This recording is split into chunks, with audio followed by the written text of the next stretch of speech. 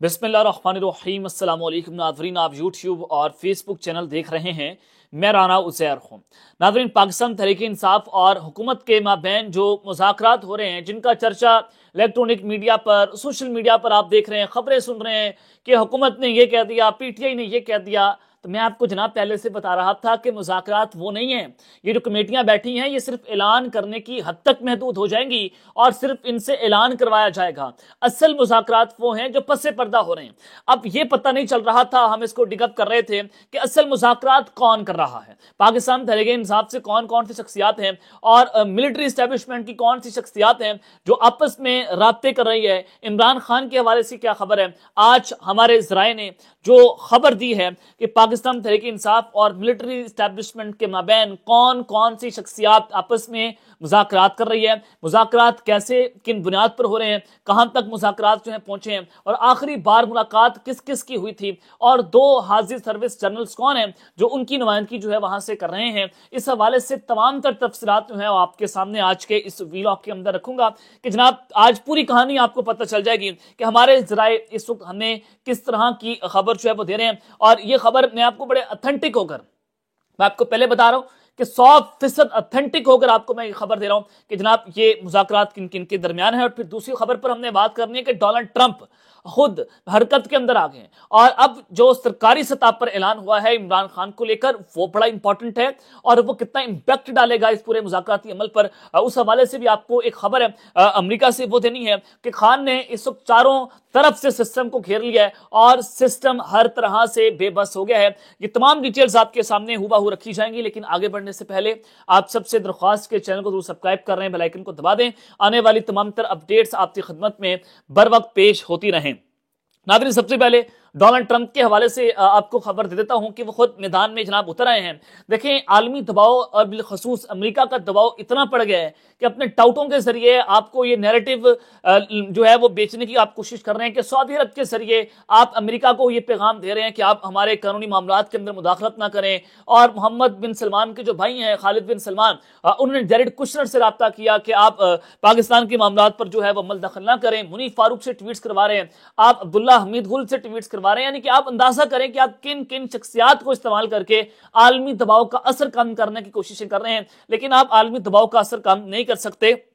तो ये खबर वहां से चली। अब मैं आपको बताना ही चाहता हूं कि अगर बिलखसूस हमने मान लिया कि मोहम्मद बिन सलमान के जरिए आपने अमेरिका को यह पैगाम पहुंचाया, अमेरिका से सऊदी अरब ने रब्ता किया है, तो आप इस रब्ते के बाद ये अंदाजा करें कि टैमी ब्रूस, अब ये कौन है, कि ट्रंप की तरफ से महकमा खारजा की एक नई तर्जमान मुकर्रर हुई है टैमी ब्रूस, और उनकी तरफ से जो ट्वीट हुआ है ये बड़ा इंपॉर्टेंट है। वो कहती हैं कि इट्स ऑलवेज अ शॉक कि shocking opposition victory throw Pakistan into chaos, कि आपने ऑपोजिशन की जो विक्ट्री थी, या इमरान खान जो जीते थे, आपने उनका मैंडेट चोरी करके क्या किया है, आपने अपना मैंडेट चोरी करके पाकिस्तान को जो है वो क्या उसमें धकेल दिया है। The party of Imran Khan the gelled former prime minister took the most seat, कि इमरान खान की पार्टी ने और ये पाकिस्तान के फॉरेन प्राइम मिनिस्टर हैं जो जेल के अंदर हैं, उन्होंने ज्यादा सीटें हासिल की थी। Humiliating the countries military ruler and creating a political crisis, उन्होंने मिलिट्री रूलर्स की बात की है,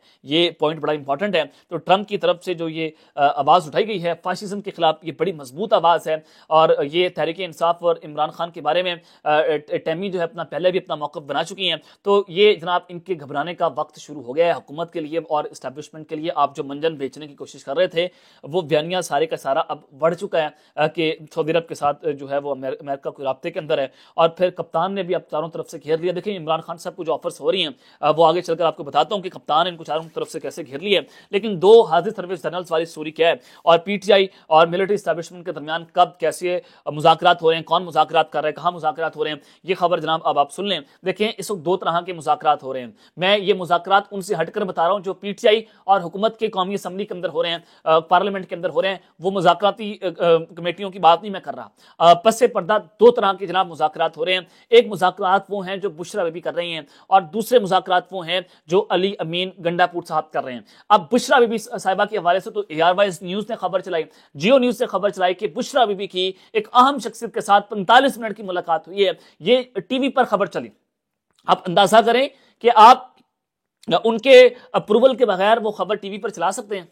आप खबर नहीं चला सकते। इसका मतलब यह है कि वो मुलाकात हुई थी और 45 मिनट की मुलाकात थी। फिर मैंने आपको एक और खबर दी थी कि बुशरा बीबी 2 बार रात को अपने गार्ड्स के बगैर एक कहीं जाकर मुलाकात की है। पेशावर जहां वो रहती है नक्सी के अंदर वज़राला हाउस की, तो वहां पर वो मुलाकातें हो रही हैं। और बुशरा बीबी साहिबा फिर किससे मुलाकात करने जाती है? सवाल तो यह था कि वो किन के साथ मुज़ाकरात हो रहे हैं। और फिर उसमें बुशरा बीबी को बताया जा रहा है, बुशरा बीबी का मुतालबा है कि इमरान खान साहब को रिहा करो, और उधर से जो मुतालबात हैं कि आप जो है वो अलीमा खान को मुज़ाकराती अमल में न डालें। और फिर दूसरा ये बताया जा रहा है कि पाकिस्तान तहरीक इंसाफ और इमरान खान मिलिट्री कैद के ऊपर जो निशानेबाजी कर रहे हैं उससे पीछे हट जाएं। अब बुशरा बीबी जो मुलाकात करने जाती हैं वो पेशावर के ISI सेक्टर कमांडर के साथ मुबैना तौर पर उनकी ये मुलाकात हो रही है और उनके मुज़ाकरात उनके साथ हो रहे हैं। और दूसरे मुज़ाकरात कर रहे हैं अली अमीन घंडापुर साहब, और वो डायरेक्टली ज़ाहिर है सूबे के वज़ीर-ए-आला हैं, तो कोर कमांडर पेशावर के साथ उनके ऑलरेडी मामलात हैं, उनसे मुलाकातें होती रहती हैं। तो वो उस जरिए उनकी बातचीत हो रही है और कोर कमांडर पेशावर वो जो मामलात हैं वो आगे पहुंचाते हैं, जो सारी उनकी बातचीत के मामलात हैं।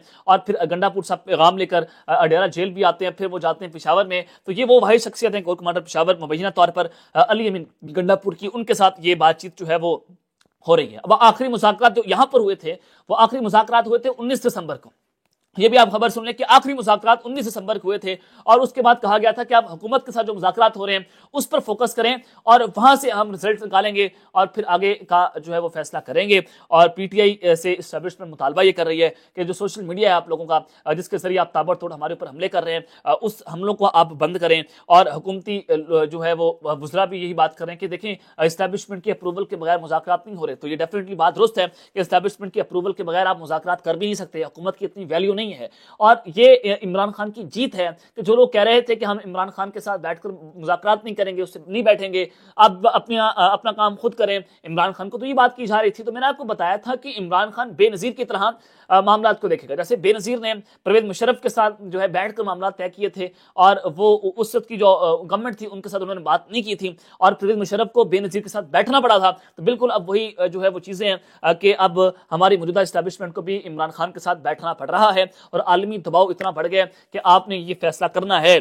तो इमरान खान साहब के हवाले से आपको खबर देना चाहता हूँ कि जनाब मिशाल यूसुफजई, जिनके ऊपर मैं आपको बता रहा होता हूँ कि मिशाल यूसुफजई जो है वो किन की बंदी हैं और ये क्या गंद मचा रही है पार्टी के अंदर। शायद ये इमरान खान साहब को ब्रीफिंग्स वकला सही तरह से नहीं दे रहे। और मिशाल यूसुफजई जो हैं वो जनाब अब इमरान खान ने और PTI ने वकला और इंसाफ लायर फोरम की टीमों को तब्दील कर दिया है, और जुडिशल कमीशन में जो नाम जाते हैं वो हामिद खान साहब भी प्रो इस्टेब्लिशमेंट हैं, काजी अनवर और मिशाल यूसुफजई जो भी इस्टेब्लिशमेंट की करीबी हैं, वो मुशावरत से जुडिशल कमीशन को नाम देंगी। और इमरान खान ने वकला की सुपरविजन मिशाल यूसुफजई को सौंप दी है, और मिशाल यूसुफजई सली सतह पर भी वकला की फहरिस्त बनाएंगी। ये हमें ज़ाय खबर दे रहे हैं। अब ये नजर आता है कि इमरान खान और इस्टेब्लिशमेंट के दरमियान कुछ ना कुछ मामला जो हैं वो चल रहे हैं, जिसके लिए इमरान खान साहब ने पूरी वकला की एक टीम जो है उसको तब्दील कर दिया है, और वो नाम है जो इस्टेब्लिशमेंट के बहुत ज्यादा करीब है।